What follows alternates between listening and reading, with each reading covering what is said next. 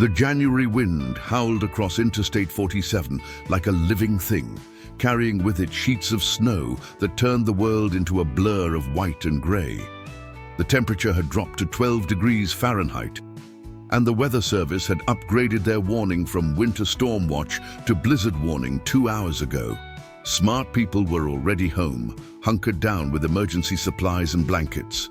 But Claire Hawkins had never had the luxury of being able to stay home when bad weather hit. She stood behind the counter of the Route 47 diner, wiping down the same spot for the third time as she watched the snow accumulate on the highway outside. At 34, Claire had the kind of tired eyes that came from years of working double shifts and worrying about money in the small hours of the morning.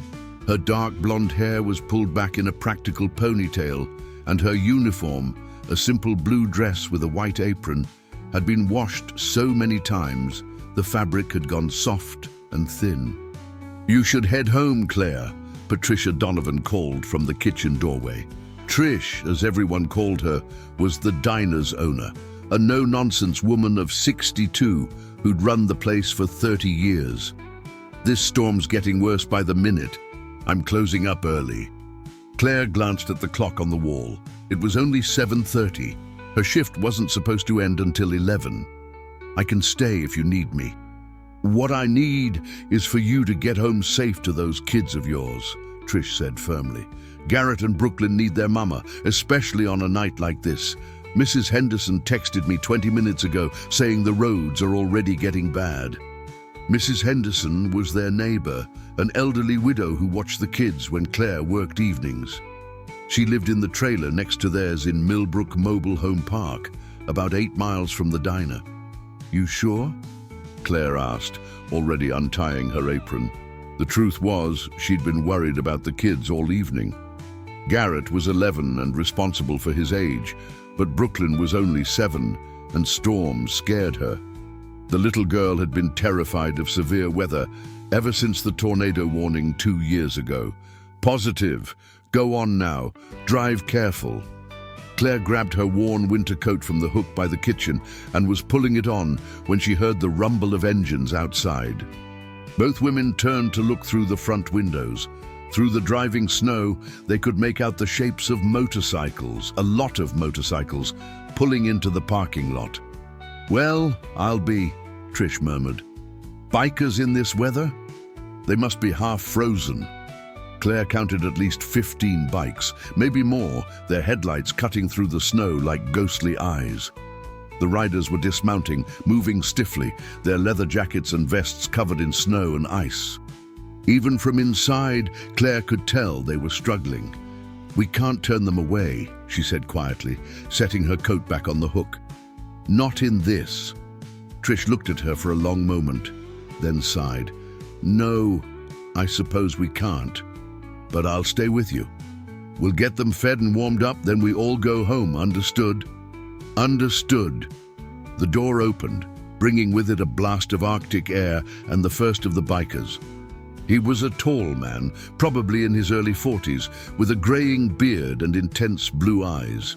Snow clung to his dark hair and the shoulders of his leather vest, which bore a patch that read Iron Brotherhood MC President above the name Jax. "We open?" he asked, his voice rough from the cold. "Come on in," Trish said. "All of you. Get out of that storm." Over the next few minutes, 18 bikers filed into the diner, stamping snow from their boots and pulling off frozen gloves with visible relief. They were a rough-looking bunch, muscular, tattooed, many with the bearing of military men. But their eyes held a kind of weariness that Claire recognized. These were people who'd been pushed to their limits. "Coffee?" she asked, already reaching for the pot. "Ma'am, I would kill for coffee right now," one of them said. He was younger than Jax, maybe late 30s, with a shaved head and a scar running through his left eyebrow. His vest identified him as Vincent, VP. Claire smiled. "No killing necessary. Just take a seat wherever you'd like." As the bikers settled into booths and tables, Claire and Trish moved into action. Coffee first, hot, black, and endless. Then Claire started taking orders while Trish fired up the grill in the kitchen. Most of them ordered hearty meals, burgers, steaks, eggs and bacon, anything hot and filling. "Where you all headed?" Claire asked as she refilled Jax's cup for the third time. "Trying to make it to Fort Wayne," he said, wrapping his hands around the warm mug. "We're part of a veterans charity ride, supposed to deliver toys and supplies to the VA hospital there tomorrow morning, but this storm came up faster than we expected. We thought we could outrun it." "You're veterans?" "Every one of us," Vincent said from the next booth. "Army, Marines, Navy, Air Force. Jax here's Army. Did 2 tours in Afghanistan. Most of us served somewhere." Claire felt something tighten in her chest. "Thank you for your service." "Appreciate that, ma'am," Jax said. "Looks like we're not making Fort Wayne tonight, though. You know of any motels nearby?" Claire exchanged a glance with Trish, who'd come out of the kitchen to listen. "Nearest motel's the Sleep Right, about 12 miles north," Trish said. "But I wouldn't try it in this weather. Roads are gonna be impassable within the hour." "There's the old Millbrook Inn about 6 miles south," Claire added. "But it closed down last year. I don't think there's anywhere to stay close by that's still open." Jax and Vincent looked at each other, communicating something silently. Then Jax pulled out his phone, frowned at the screen. No signal. "Storm must be taking out the towers. Landline's still working," Trish offered. "You're welcome to use it." "Appreciated." While Jax made calls, trying to find shelter for his group, Claire brought out plates of food. She noticed the way the men ate. Quickly, efficiently, the way soldiers ate, but also the way they thanked her for every refill, every plate, every small thing. These weren't rough men pretending to be polite. They were genuinely grateful. Jax returned from the phone looking frustrated. "Everything's booked solid or closed. Storm's got half the state shut down." "You could try the community center," Claire suggested. "Sometimes they open it as an emergency shelter during bad weather. Let me call Mayor Hendricks. He'd know." She used the diner's phone to call the mayor's office, then his home number. After a brief conversation, she hung up and turned back to the group with an apologetic expression. "Community center's already at capacity. They opened it this afternoon for folks who lost power, and they're full up. I'm sorry." "Not your fault, ma'am," Jax said. "We'll figure something out." "You could stay here," Claire heard herself say. "I mean, it's not much, but there's booths to sleep in and we can keep the heat running. Better than being out in that." She gestured to the windows, where the snow was now falling so thickly they could barely see the parking lot. Trish raised her eyebrows but didn't object. "She's got a point. We've got enough coffee and food to last the night, and the building's solid. I've weathered plenty of storms in this place." Jax studied both women for a moment. "We couldn't ask you to do that. You've already stayed open for us when you were planning to close." "You're not asking," Claire said. "I'm offering. And honestly, I'd feel better knowing you all were safe in here than wondering if you froze to death trying to ride in that storm." Vincent laughed. "She's got you there, Jax." The president of the Iron Brotherhood looked around at his men, then back at Claire and Trish. "You're sure? We don't want to impose." "It's settled," Trish said with finality. "Claire, let's make another pot of coffee. Boys, make yourselves comfortable. It's going to be a long night." As the night wore on, the diner took on the atmosphere of an unexpected campout. The bikers settled in, some sleeping in booths, others playing cards at the tables. Claire and Trish kept the coffee flowing and prepared food whenever someone was hungry.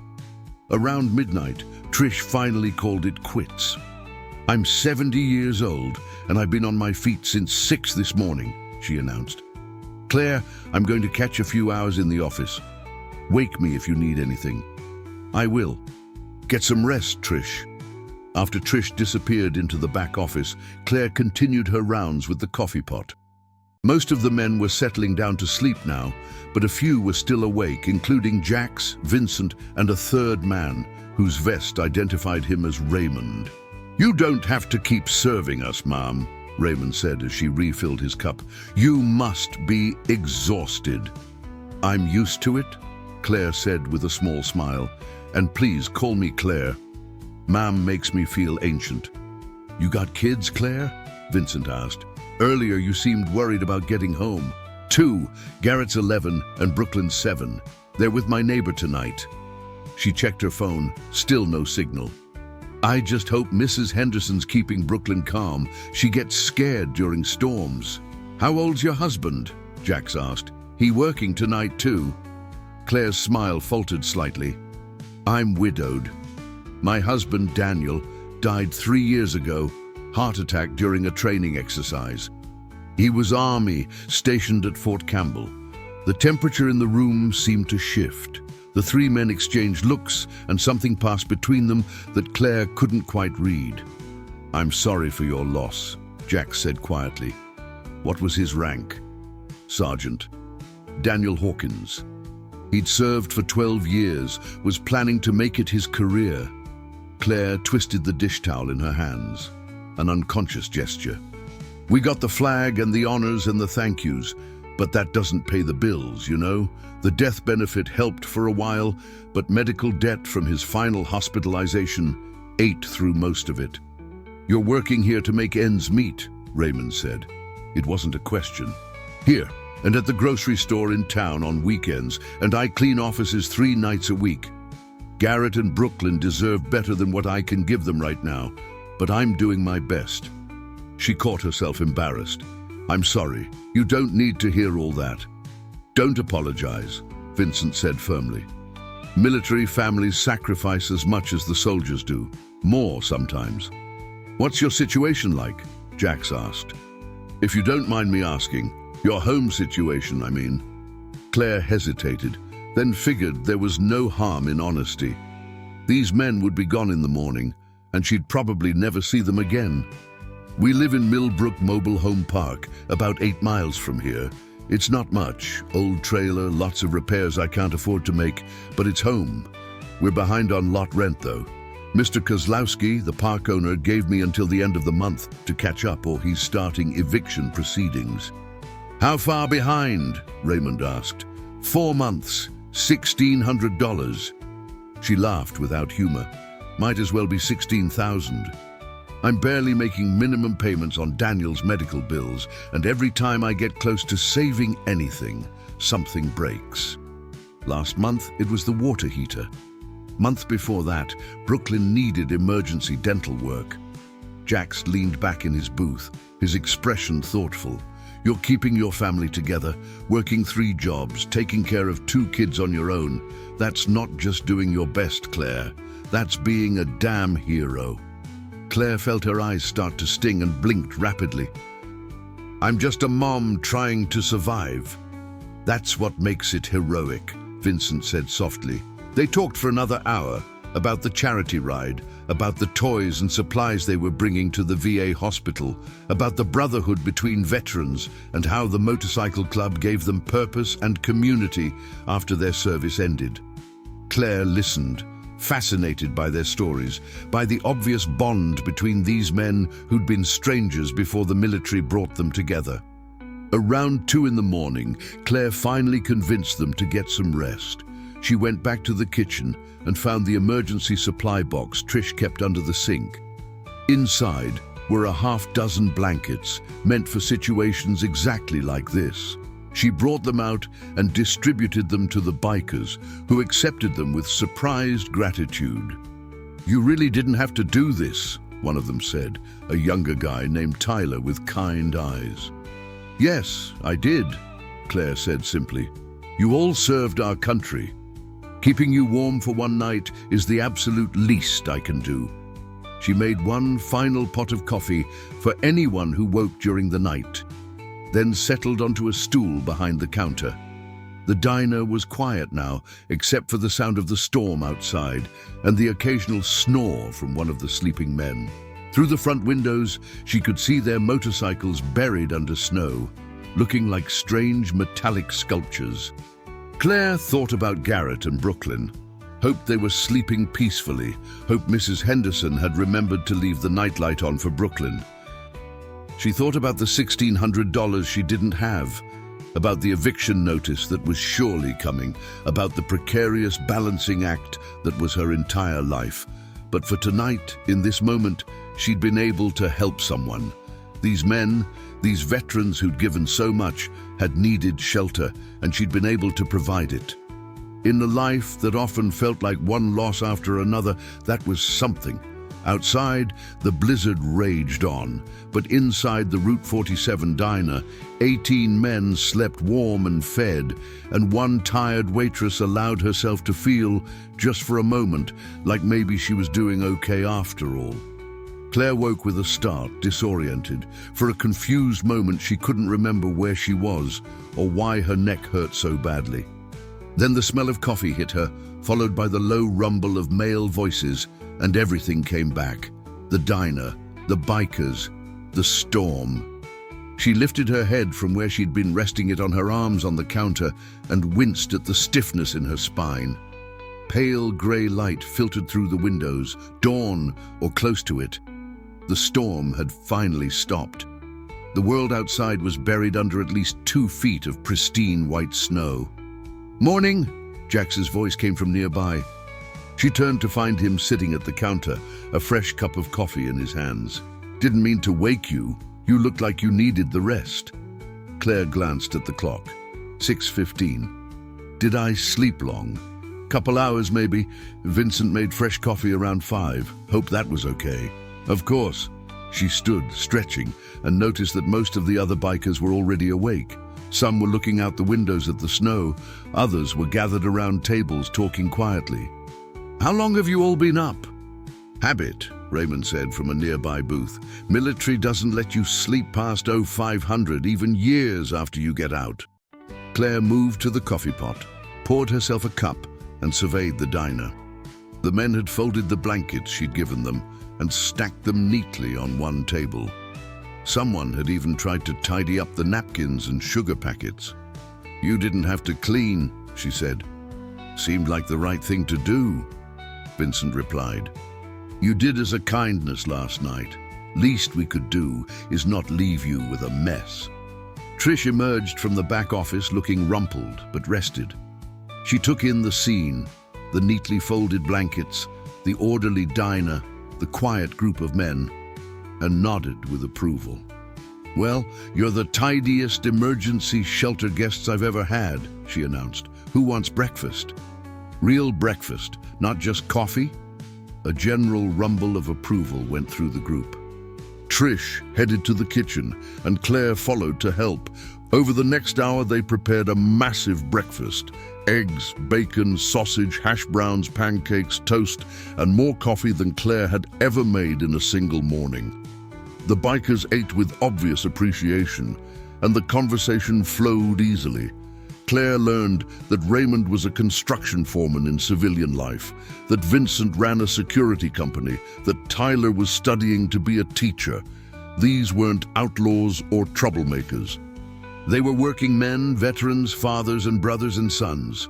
"Roads should be passable by mid-morning," Jack said, checking his phone. "Signals back. Highway department's already got plows out." "You'll still make it to Fort Wayne?" Claire asked. "Yeah, just a day late. I called ahead.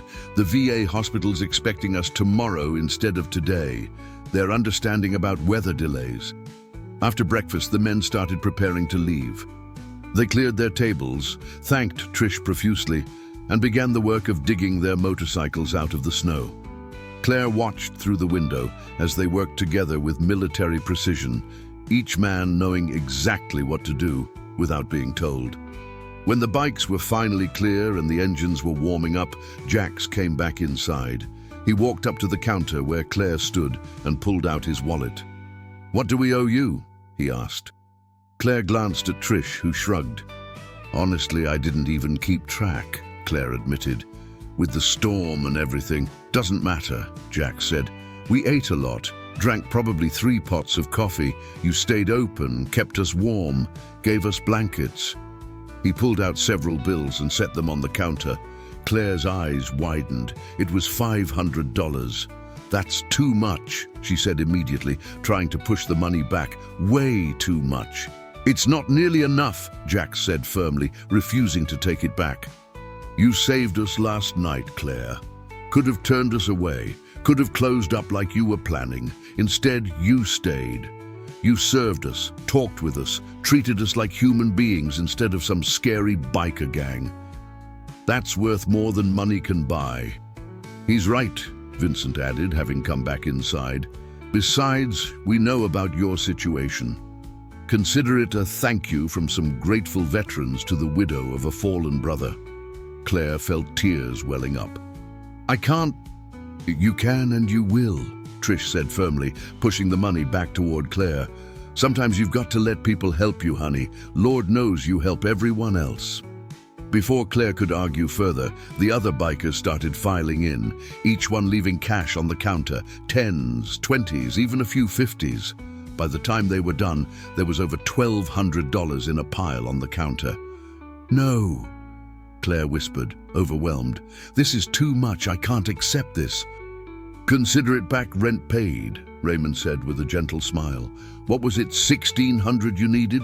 This is a start. How did you... Claire started, then remembered her confession last night. She told them about the eviction threat. We take care of our own, Jack said simply, and the widow of Sergeant Daniel Hawkins is absolutely one of our own. Claire couldn't hold back the tears anymore. They spilled down her cheeks as she looked at these men, these strangers who'd become guardian angels in leather and denim. Thank you, she managed. Thank you so much. Vincent stepped forward and handed her a business card. You ever need anything, and I mean anything, you call that number. Iron Brotherhood takes care of veteran families. That's not just words, Claire. That's a promise. One by one, the bikers said their goodbyes. Some shook her hand, others pulled her into brief, respectful hugs. Each one thanked her for her kindness, for her service as a military widow, for simply being a good person in a world that sometimes felt short on them. Finally, only Jax remained. He looked at Claire for a long moment, then said, What you did last night mattered. Maybe it doesn't feel like much to you, but it mattered to us. Don't forget that. I won't, Claire promised. Take care of those kids. Honor your husband's memory by living a good life. And remember, you've got brothers now. You're not alone. Then he was gone, the door closing behind him with a soft chime. Claire watched through the window as the Iron Brotherhood MC started their engines, the rumble echoing across the snowy parking lot. They pulled out in formation, 18 bikes moving as one, and then they were gone, disappearing down Route 47 toward Fort Wayne and their delayed charity mission. Trish put a hand on Claire's shoulder. Well, I'll be damned, she said softly. Angels on motorcycles. Who would have thought? Claire looked down at the money on the counter. $1,200. Combined with what she had in savings, it would be enough to pay Mr. Kozlowski and keep her home. Enough to buy groceries without counting every penny. Enough to breathe, just for a little while. I need to get home, she said, suddenly desperate to hold her children. Trish, can you... Go, Trish said, already waving her toward the door. Get home to those babies. I can handle cleanup. Claire grabbed her coat, her purse and the money, carefully tucking it into her wallet. She drove home through snow-covered streets, her old Honda struggling but managing, and when she pulled into Millbrook Mobile Home Park, she saw Garrett and Brooklyn's faces pressed against the window, watching for her. She'd barely gotten out of the car before Brooklyn burst through the trailer door and ran to her, slipping in the snow in her rush. Claire caught her daughter and held her tight, breathing in the smell of her strawberry shampoo. "Mama!" Brooklyn cried. "We were so worried. The storm was so big, and you didn't come home, and Mrs. Henderson said you were safe, but I was scared." "I'm okay, baby. I'm right here." Claire looked up to see Garrett approaching more slowly, trying to be tough, but she saw the relief in his eyes. She opened her arm and pulled him into the embrace too. "You were at the diner all night?" Garrett asked. "I was, and something amazing happened." She pulled back to look at both of them. "Come inside. I've got a story to tell you." Over hot chocolate that Mrs. Henderson had made. Claire told her children about the bikers, about the storm, about the kindness and generosity she'd witnessed. She showed them the money, watched their eyes go wide. "We don't have to move?" Brooklyn asked in a small voice. "We don't have to move," Claire confirmed, pulling her daughter close. "We get to stay in our home." Garrett, always the practical one, asked, "What about next month? And the month after?" It was a fair question. $1,200 solved the immediate crisis, but didn't change their long-term situation. Claire still had 3 jobs, still had medical debt, still lived paycheck to paycheck. "We'll figure it out," she said, trying to sound more confident than she felt. "We always do." But even as she said it, she thought about Jax's words. "You're not alone.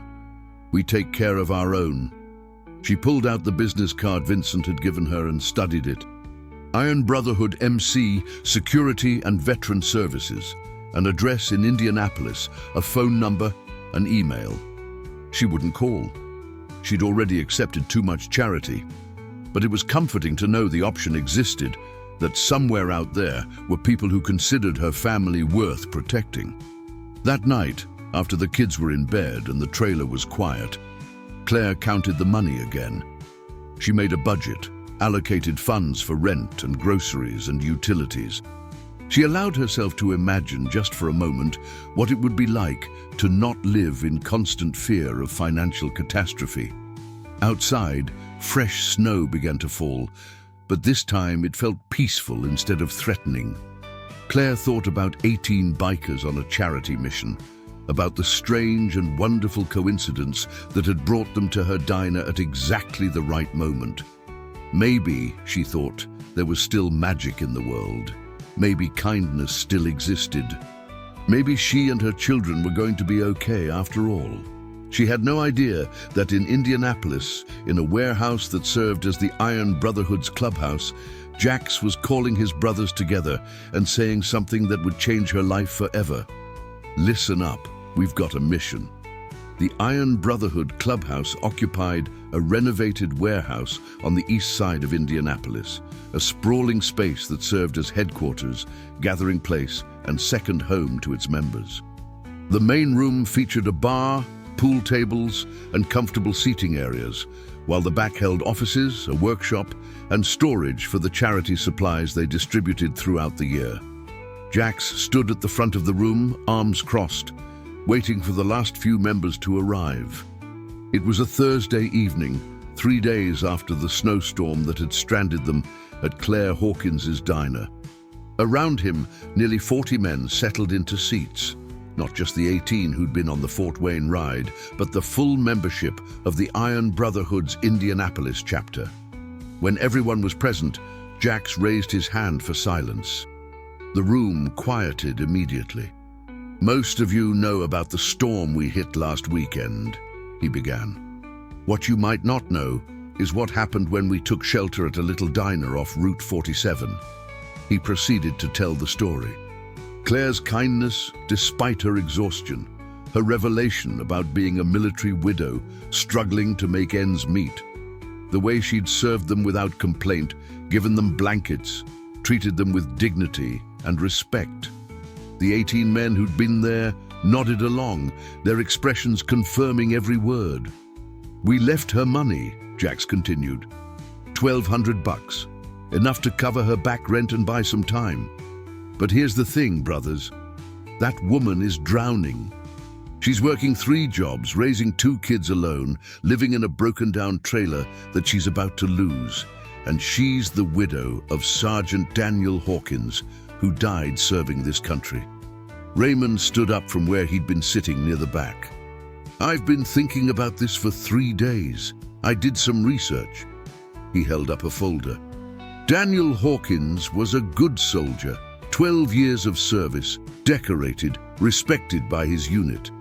He died of a sudden heart attack during routine PT, massive cardiac event, dead before he hit the ground, left behind a wife and 2 kids under the age of 5. His death benefit was eaten up by medical debt from the emergency care they tried to provide. Claire's been on her own ever since." "What about VA benefits?" someone called out. Widow's pension? She gets some, Raymond said, but it's not much, and there are gaps in coverage because of how he died, not in combat, not from service-connected disability. The system failed her, basically. She's working herself into an early grave just to keep a roof over her kids' heads. Vincent stood next. Here's what I'm proposing. We do what we do best. We help a veteran's family, but not just a handout. We change her situation. We give her a foundation to build on. Murmurs of agreement rippled through the room. What did you have in mind? Jax asked, though he had a feeling he knew. He and Vincent had been talking about this for days. The trailer she lives in is a disaster, Vincent said. I drove out there yesterday just to see. It's a 1987 model falling apart, barely habitable. But the lot itself is decent. Corner lot, bit of privacy, room to work. Here's my thought. We don't repair that trailer. We replace it. The room erupted in surprised conversation. Vincent held up a hand. Hear me out. I contacted Midwest Mobile Homes. They've got a repo unit, 2020 model, 3-bedroom, 2-bath, barely lived in before the previous owners defaulted. It's sitting on their lot and they want it gone. I negotiated a price, $18,000. Someone whistled low. That's a lot of money, VP. It is, Vincent agreed. But here's the thing, we've got 40 members in this room. If everyone chips in $450, we cover it. That's one weekend of overtime for most of us, one motorcycle payment, the cost of a new set of tires. Jax watched his brothers' faces, saw them doing the mental math, saw the moment when the idea shifted from impossible to doable. But we don't stop there, Raymond interjected. We make it perfect. My construction company can donate labor and materials. We'll move the old trailer out, prep the lot, set up the new one properly. I've got electrician and plumber friends who owe me favors.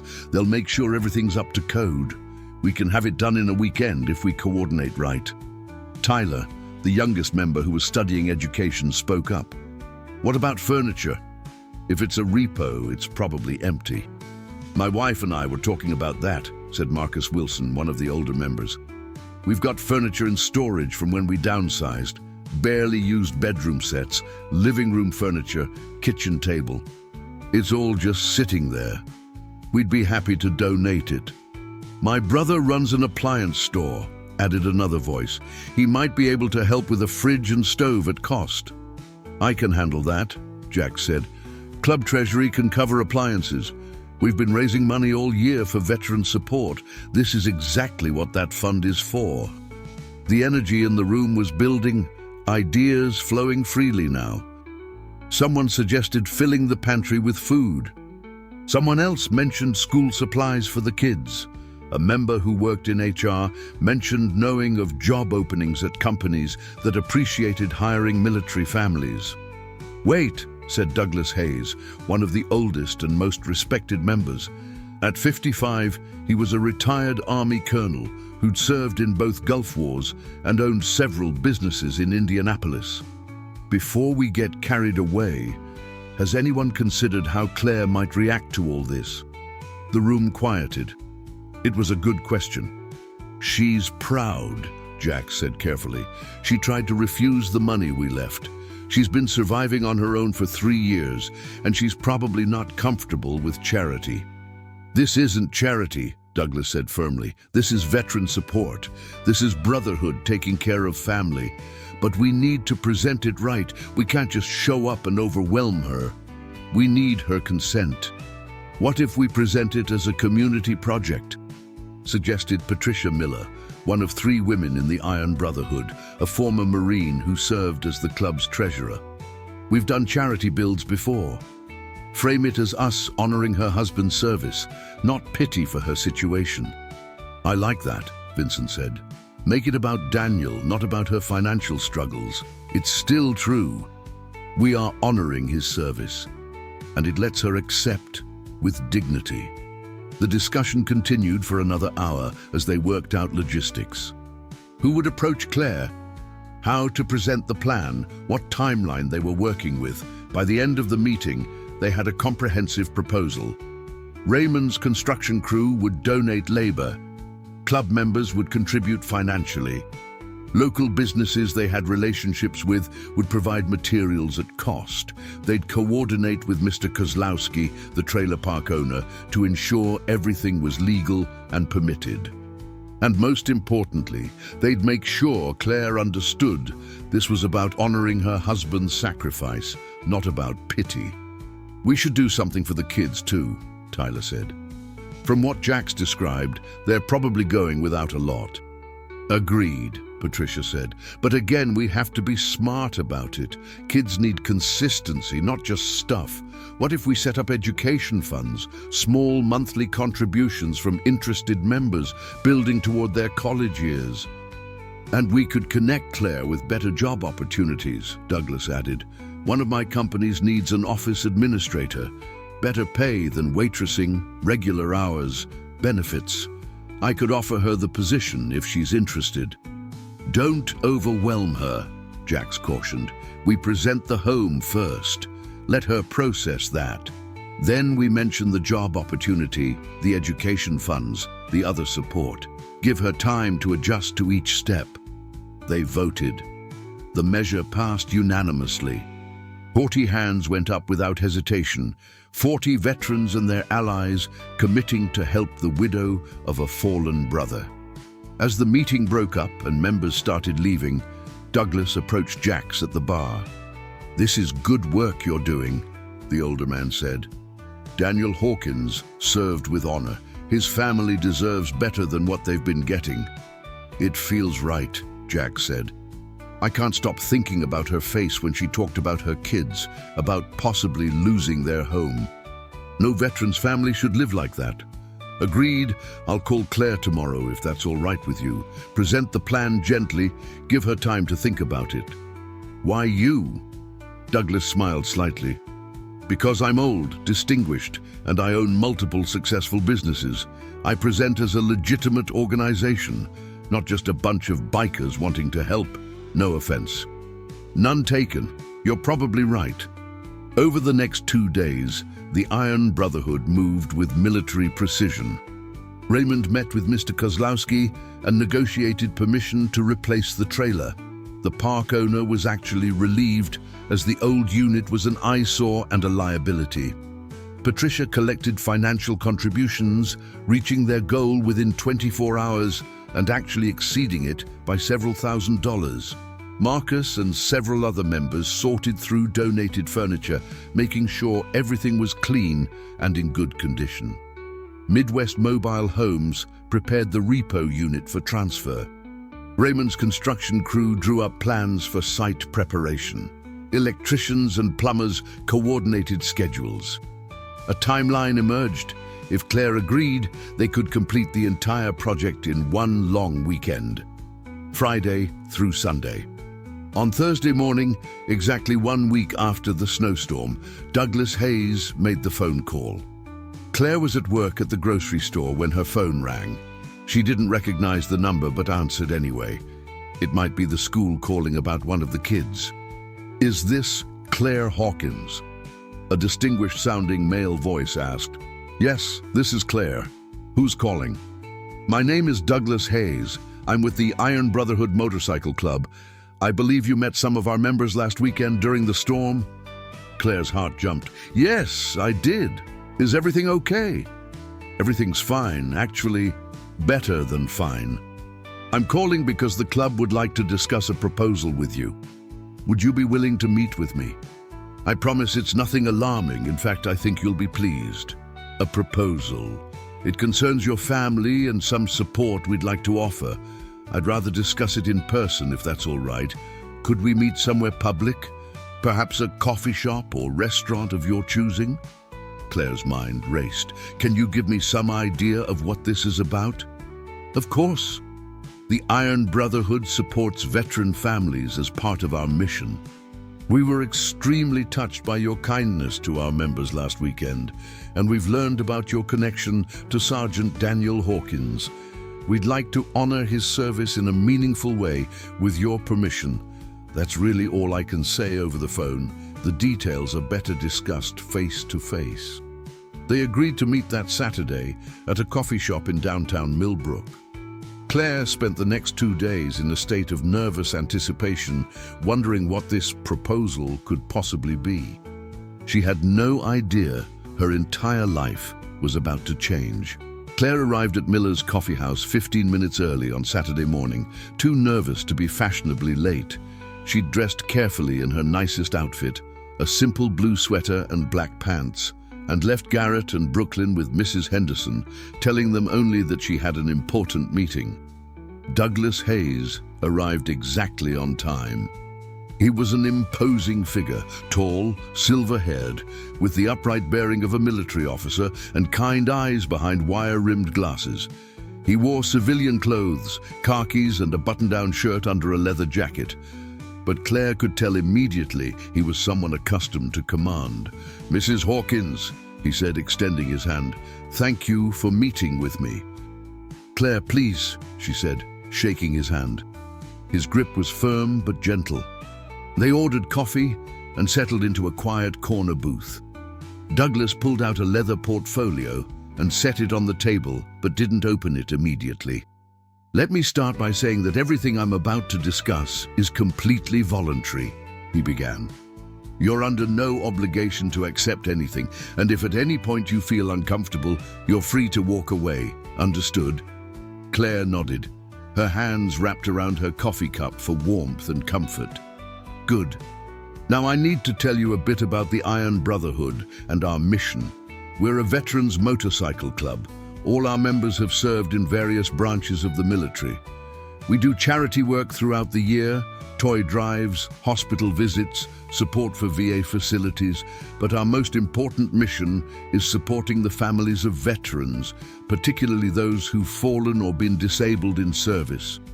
"That's wonderful," Claire said, wondering where this was going. "Last weekend, during the storm, our members encountered you at the Route 47 diner. They told me about your kindness, how you stayed open when you were planning to close, how you served them and gave them shelter and blankets, how you treated them with respect and dignity. They also learned that you're the widow of Sergeant Daniel Hawkins."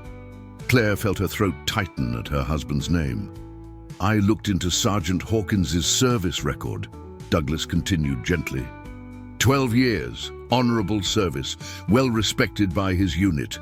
His death was a tragedy, a good man taken too soon, and from what I understand, the aftermath left you in a difficult situation.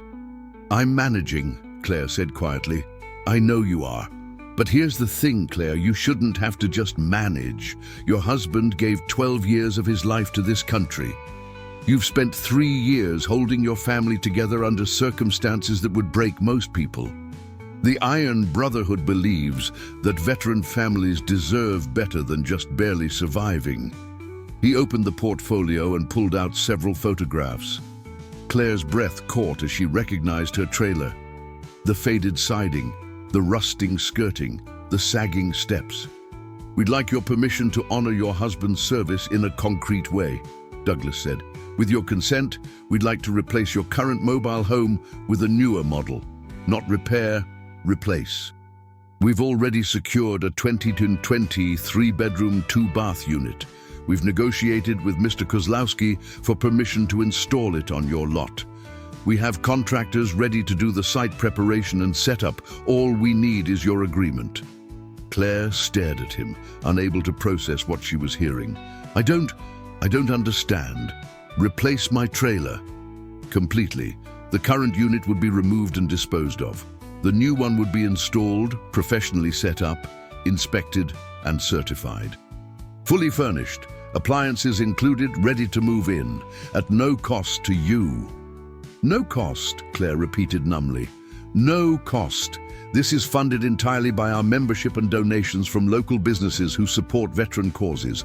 It's not a loan. There are no strings attached. It's a gift in honor of Sergeant Daniel Hawkins's service to our nation." Claire's eyes filled with tears. "I can't accept that. It's too much. I can't." "Claire," Douglas said gently, "may I tell you a story?" She nodded, unable to speak. "I served in the army for 26 years, retired as a colonel, During my service, I lost friends, good men and women who never made it home, and every single one of them left behind families who struggled, who were forgotten by the system they'd served, who had to rebuild their lives from scratch. For years, that bothered me. I had a successful military career, transitioned into business, made good money. But what about them? What about the families left behind?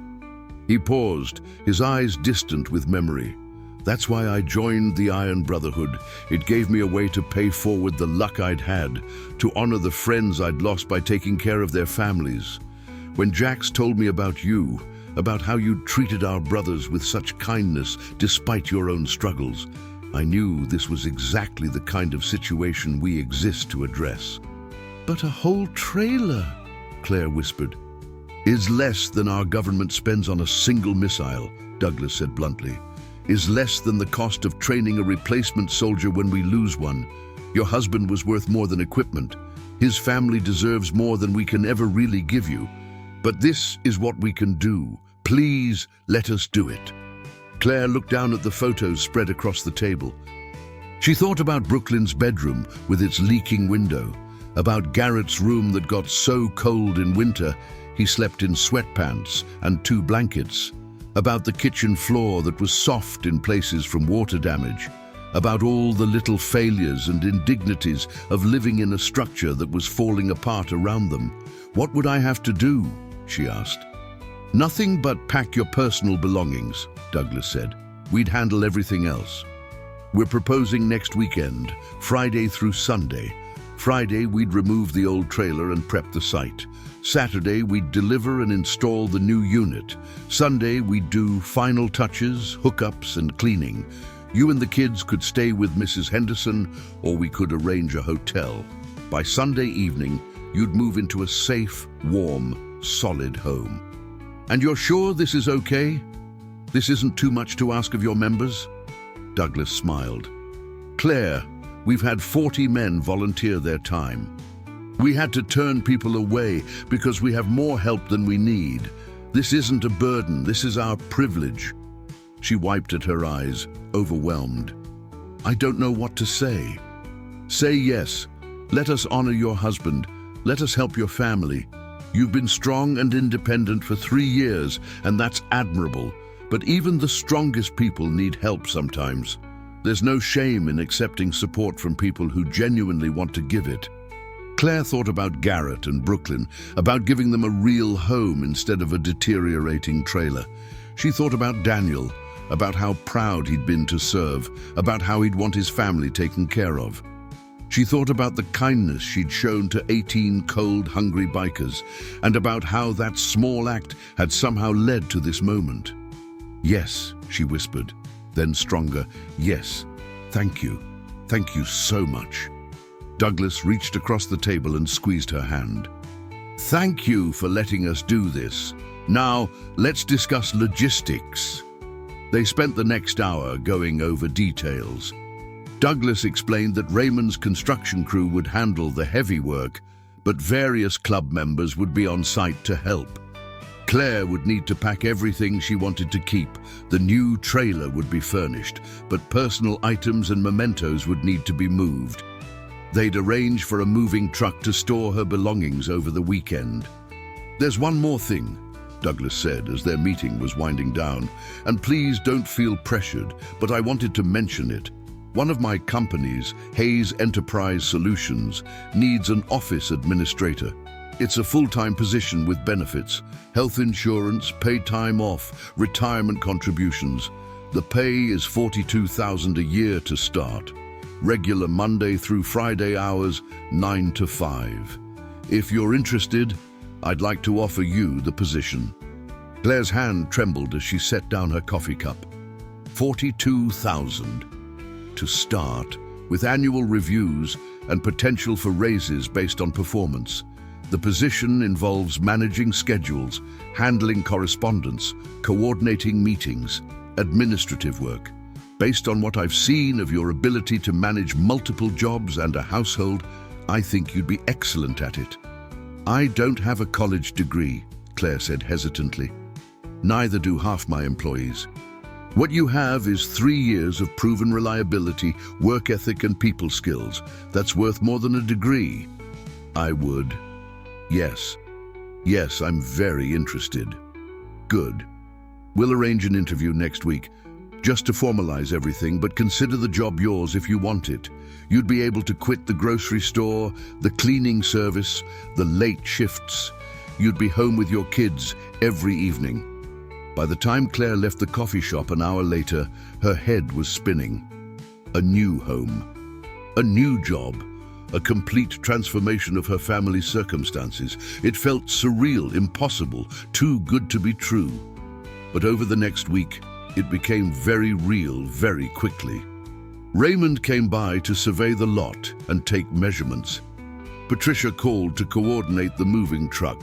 Club members reached out to introduce themselves and offer support.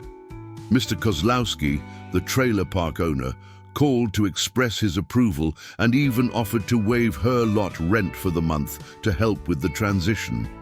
Claire told Garrett and Brooklyn about the new trailer, watching their faces transform from confusion to disbelief to cautious hope.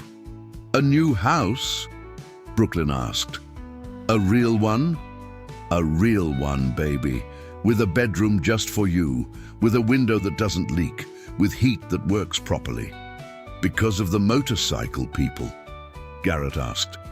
He was old enough to be skeptical, old enough to worry about catches and strings. "Because they want to honor your daddy," Claire said. "Because they believe families who serve deserve to be taken care of." "Do we deserve it?" Garrett asked quietly. Claire pulled him close. "Your daddy served his country with honor. He was a good man and a good soldier. You and Brooklyn are good kids who've been brave and strong through difficult times. So yes, sweetheart, we deserve a safe home. We deserve to not struggle every single day. We deserve this."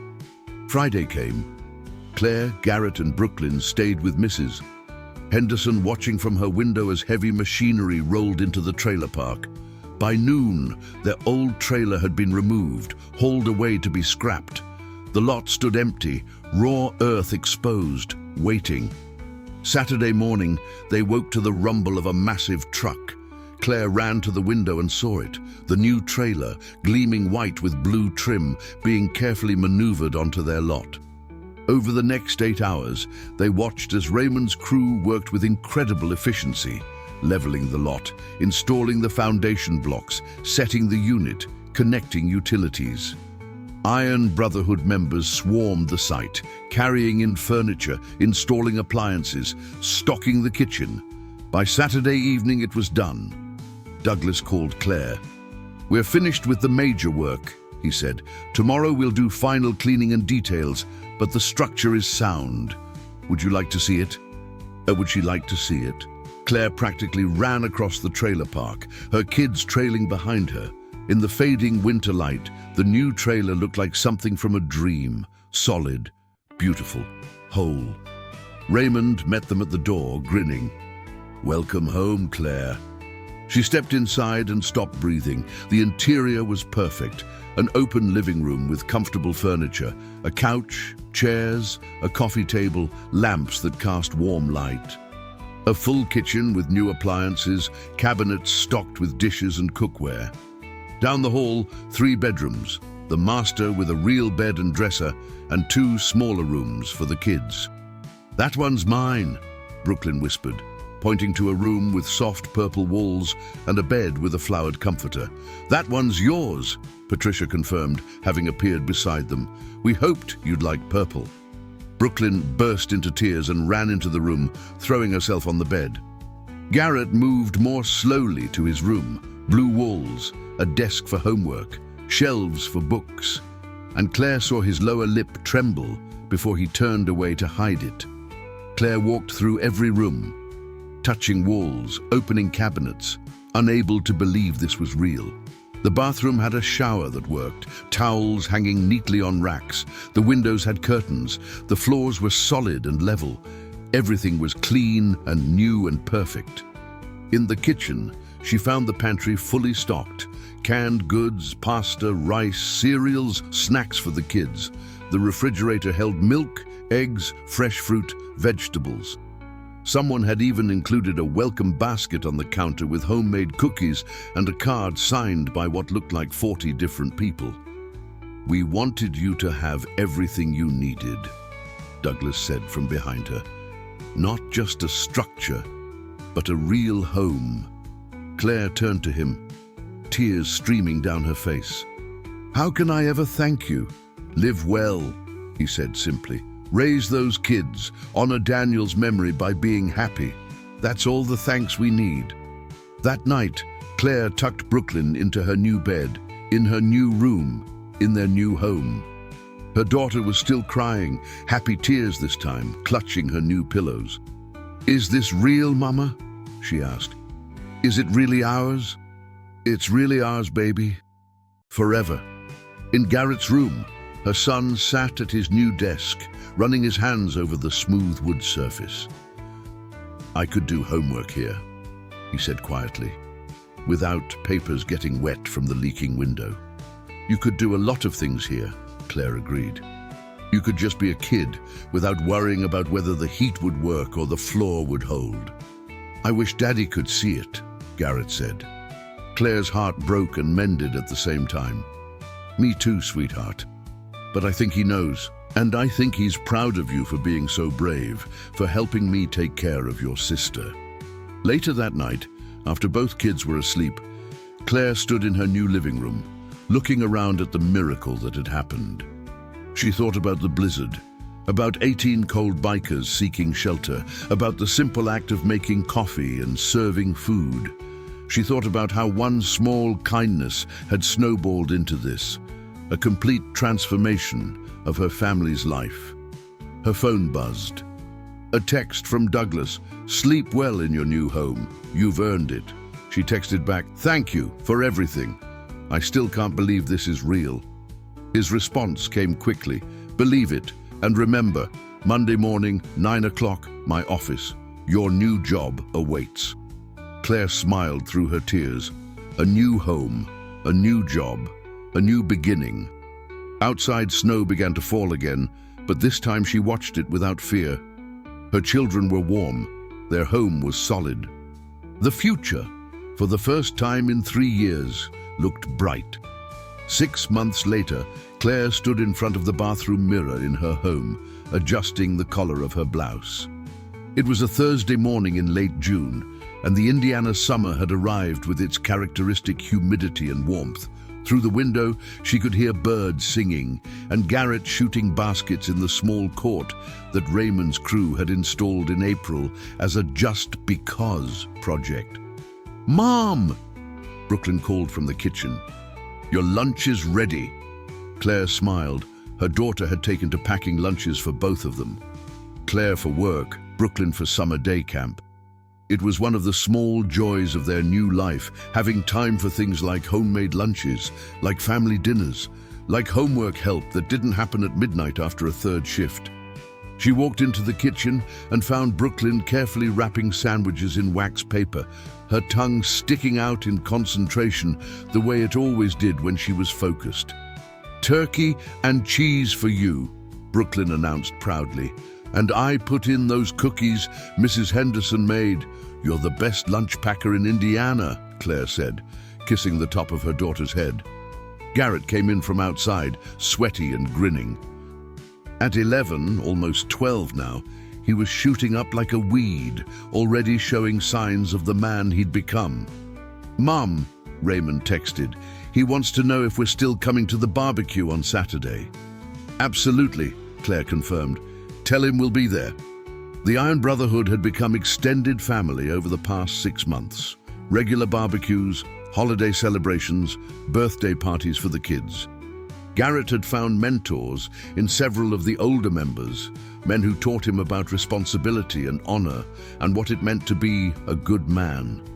Brooklyn had been adopted as the unofficial little sister of the entire club, spoiled with appropriate gifts and protected with fierce loyalty.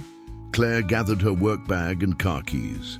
The Honda had been replaced 3 months ago, not by the club, but by Claire herself, using money saved from her new job. Douglas had been right. She was excellent at administrative work.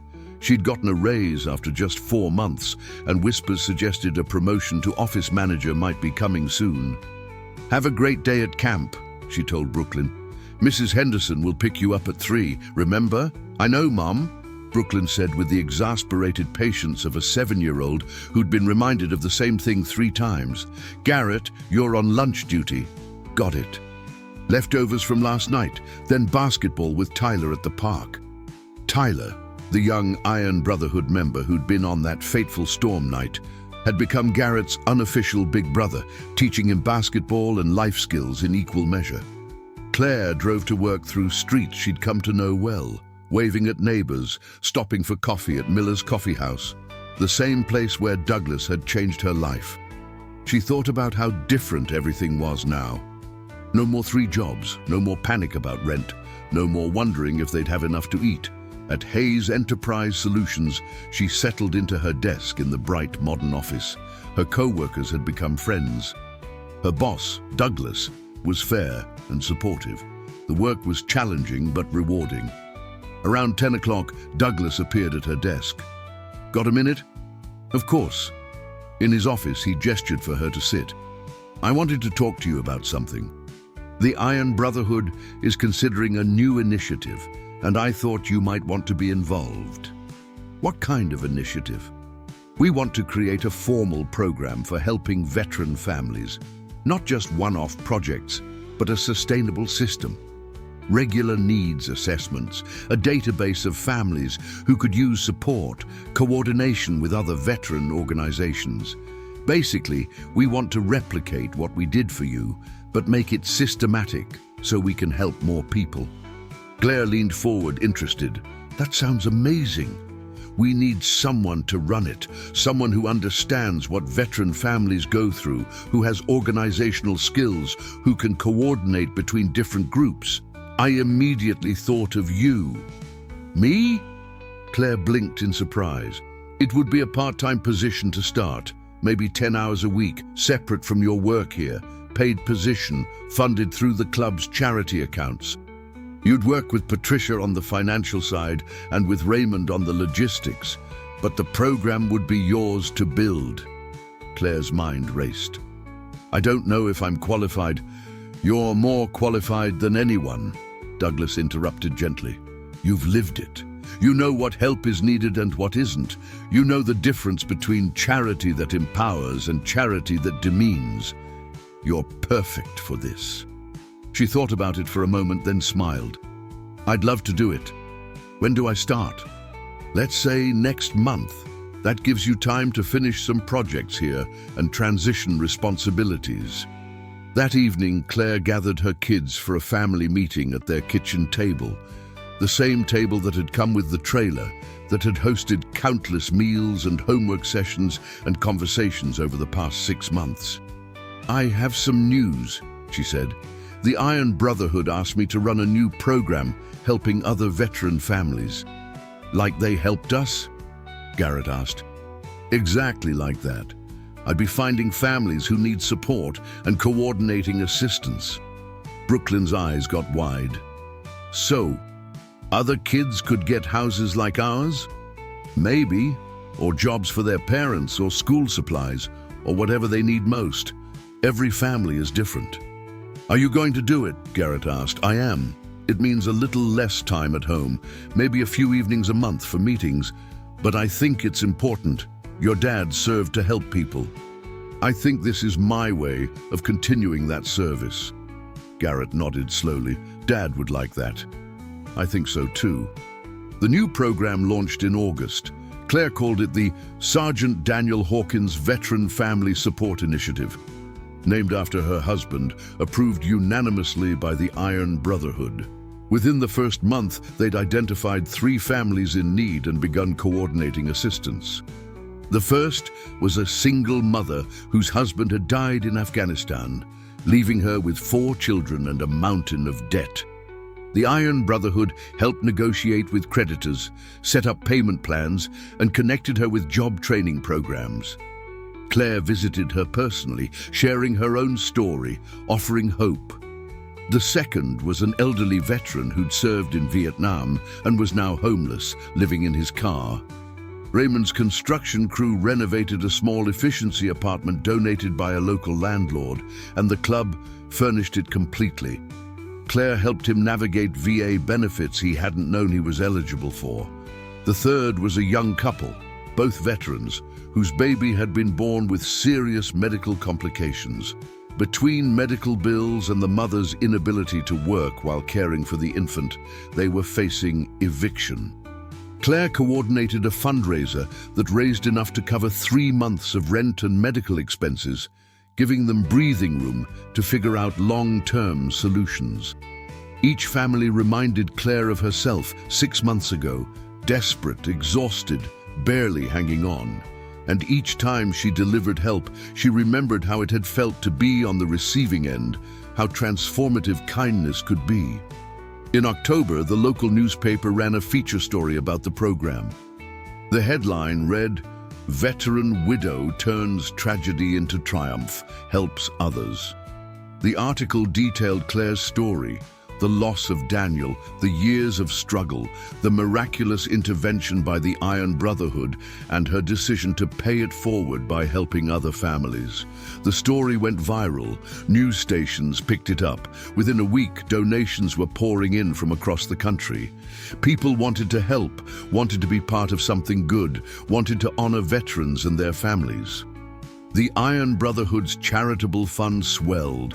They were able to help more families, bigger projects, more substantial interventions, and at the center of it all was Claire, coordinating with quiet efficiency, treating every family with the dignity and respect she'd been shown.